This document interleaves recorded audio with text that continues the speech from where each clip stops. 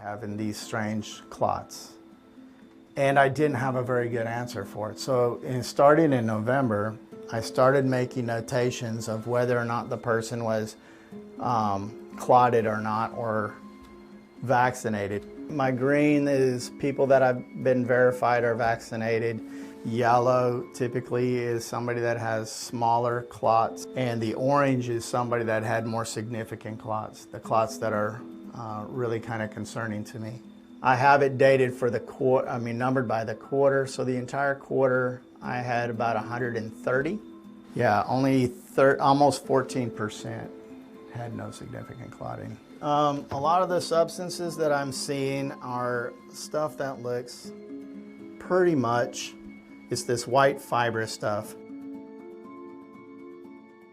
Now, instead of calling them blood clots, I try to refer to them as white fibrous clots or white fibrous structures.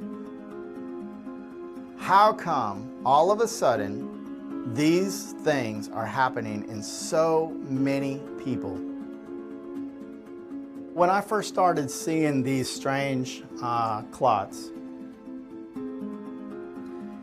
in the beginning I thought, this is kind of weird, it's kind of crazy, I don't understand. As I started gathering more and more photographs, I'm able to share it amongst other people that I work with. I talk to other embalmers that have 30, 40, even 50 years of experience. I'm a licensed funeral director, National Board funeral director, and certified embalmer. I've been in the death care industry since 1982. I've been in the embalming process with well over 1,000 bodies. And I had actually noticed some of the differentiations in the clots as well in some of the bodies I had been embalming, and that had started recently. First time I saw it firsthand, pulled out of a deceased, my end, was about 3 months ago. Been struggling to embalm people for around about 18 months. My embalmer was complaining that he was having trouble getting fluid through people. And the way they do that is they cut into the carotid artery and they pump it around the body via a pump. He was struggling to get it through, and we kind of thought, well, maybe the pump wanted servicing, and had a look at it, it doesn't. Pulled this out and he kind of grabbed the end with the tweezers, and this comes out in one piece, one elastic piece. It looks like calamari. Longest one that I have on video is probably almost 3 foot long, which is incredible to come out of the jugular up here. It's incredible. That is not normal. I talked to other embalmers that have 30, 40, even 50 years of experience. Said, hey, have you guys ever seen this stuff before? And the answer was always, I haven't seen clots like these. These long, white, fibrous, different, not blood clots, but they're clotting the blood, so therefore you have to call it a clot. I have been in this profession actually for approximately 12 years and approximately 200 to 250 bodies per year, and I have never seen anything like this until the vaccination. Now, I've been an embalmer for 41 years. 41 years I've been embalming, and I've never seen clots like these. Here's a guy who messaged me the other day. He even sent me a picture. And that fellow embalmer? This is not mine, this is his. Same stuff. You see that? We know something's going on. I deal with a lot of funeral directors and embalmers. I attend national conventions, state conventions. I'm very involved.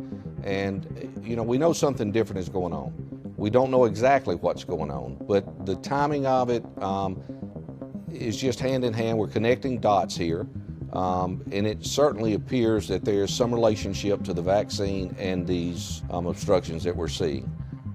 I was in Ohio last week or the week before last, and there were 100 embalmers at the Ohio Embalmers Association in my lecture, and I posed these photos up where people could see them, and nearly all of the embalmers out of 100 in this room raised their hands that they had seen clots and white fibrin structures of that kind of size.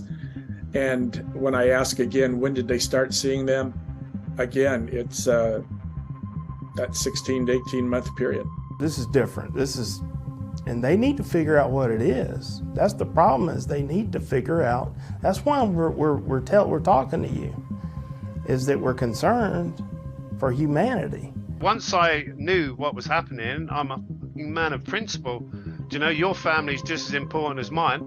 If I don't speak out, we're all anyway. As a Canadian embalmer, I have found that everybody I embalmed for over a year had fibrous mass clots.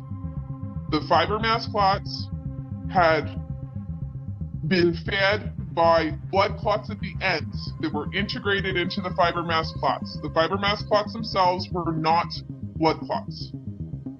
On average, I would embalm a body every day or two. Every single body had them, and they were massive.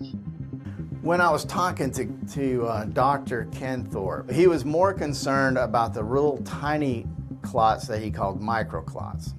And when I asked him about microclots, I was like, let me explain. Sometimes when I'm seeing the blood, it looks like the blood is dirty.